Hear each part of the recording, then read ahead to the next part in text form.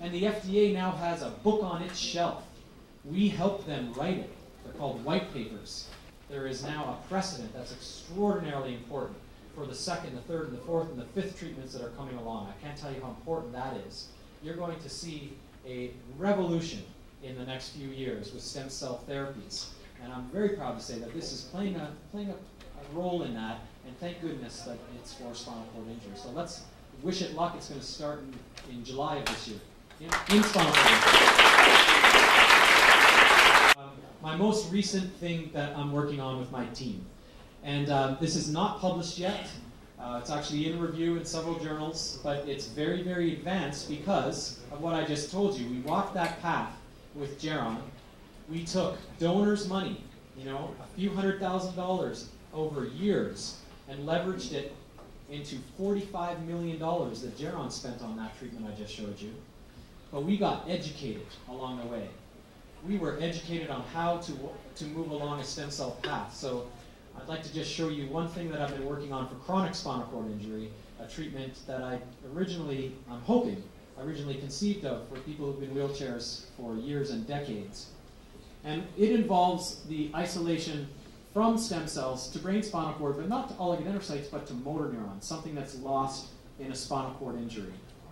So we've taken stem cells and made populations. These are thousands and thousands. Every blue dot on there is a cell that is a brain cell or a spinal cord cell. As a matter of fact, they are actually motor neurons. The contaminant population in here is less than 0.1% glial cells or astrocytes, so it's very pure. They express all of the markers of motor neurons. And you don't have to be a scientist to see that every cell in those photographs looks the same, right? This is only the second time in the world that anybody has ever taken a stem cell and made it into a high purity population of anything. First one was oligodendrocytes, and we've now done the second one, which is motor neurons. Look at every cell in there. They all look the same. This is a sheet of human muscle that we grew from a 67-year-old man. Stuck a needle in his back, ended up expanding that sheet of muscle. And without innervation from a motor neuron, muscle doesn't move. It just sits there very quietly. But then when we plopped motor neurons over here, let their axons grow over and touch the muscle, we now see that sheet of human muscle working. That is de facto evidence that our motor neurons are actually working, that they're real human motor neurons. And then what we've done is put them into animal models, and we can see them. They look and smell and feel like motor neurons in a spinal cord. And then we had to do something really kind of tricky. So you put motor neurons in the spinal cord, and then you've got to get them to grow their little processes all the way out the spinal cord to the thumb, perhaps, if you wanted to restore thumb. Now, that's pretty tough. When you were a baby, your thumb secreted a molecule called GDNF, the muscle in the thumb, that said, come here, motor neuron axons, and it guided the axons or wires of the motor neuron from the spinal cord all the way out to that muscle. You had GDNF in your bicep, your tricep. Every muscle in your body secreted a compound that drew the motor neurons out to that muscle. Well, none of us have it anymore. So what we did was took human muscle and we punched that gene back into it again and upregulated the expression of that molecule that you used to express when you were in the uterus in your first year of life. And so we can take human muscle cells, this is out of a human, and use a clinically compliant method of punching this gene back into it, and we can then put those cells back into a muscle of an animal, and the entire muscle starts secreting this factor that it used to only secrete when it was attracting motor neurons in development. We can do that in the muscle, and we can do it in the peripheral nerves with the idea of putting motor neurons in the spinal cord, injecting these muscles way out in the periphery, and in the nerve we want them to travel along, also see this attractant in order to get the axons to grow out to the muscle. And then when we do those two things together in a chronic spinal cord injured animal, that animal is recovering. So this is an animal where we experimentally destroy the motor neurons between the two front paws only. So it's lost its two arms. And when you lose your motor neurons, many people in this room have arms that aren't working well.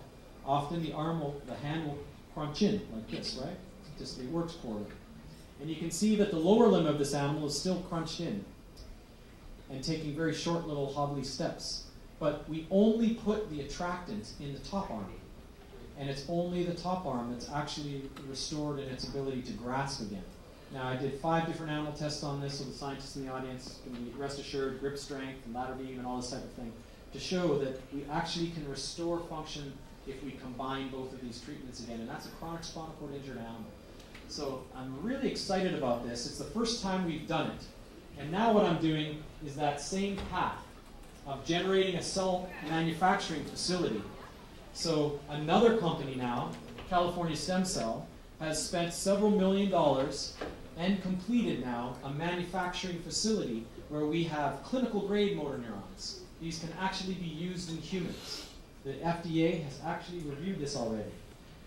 We spent $1 million. That was most of it was given by a foundation called Families of Spinal Muscular Atrophy to run a safety test where some 400 animals we had to transplant these cells into and make sure that nobody got toxic events, nobody got pain, the cells stayed where we put them, nobody developed tumors. $1 million, and about a year later, and we hit every single safety milestone.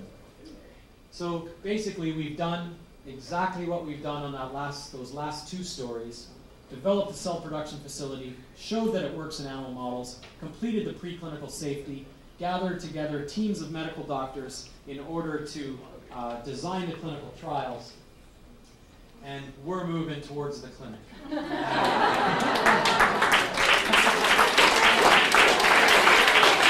So just in closing, that's my last slide. What we're going to do with this last treatment that was designed for chronic spinal cord injury is first go into a disease state called type 1 infantile spinal muscular atrophy. This is a hideous disease that affects babies. So it's a disease of infants where the motor neurons in these little kids, babies, die. They begin dying at about 2 to 3 months of age. And they start low in the spinal cord, all the motor neurons down low, die off, and then their legs just stop working. And then they start dying higher up, and the guts stop working. The parents notice that the children are ill, and then it moves up. Eventually, the children actually starve to death because they can't suck or digest food. First world nations, they're intubated, and then they die of lung failure and heart failure.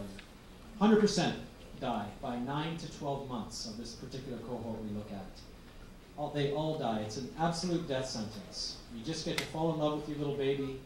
2 to 3 months of age, it starts to manifest this disease, and for certain it will die in 9 to 12 months, and there's nothing medical science can do for these babies. It's a pure, perfect little motor neuron storm. We now have clinical grade motor neurons. So we've been to the FDA already with this in a pre-IND meeting.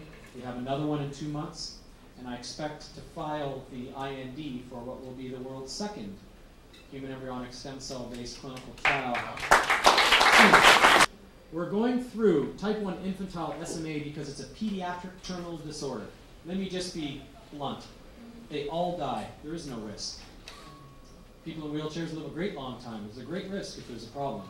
These babies will die. There is no risk to the humans. They only live for 5 to 6 months. So our clinical trial is fast, which means it's cheap.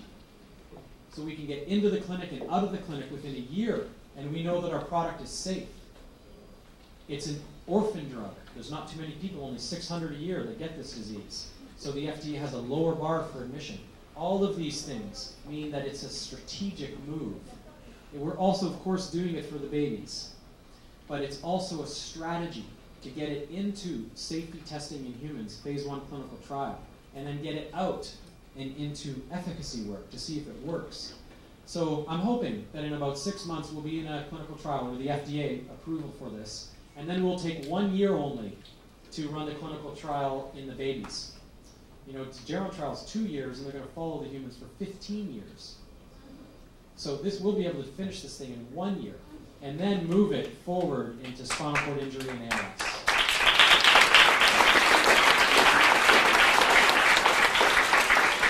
So I just want to say thank you very much, and thanks so much to the Foundation for this tremendous support. I'm just absolutely honored and overwhelmed, and we'll just keep doing what we do, and you just keep doing what you do.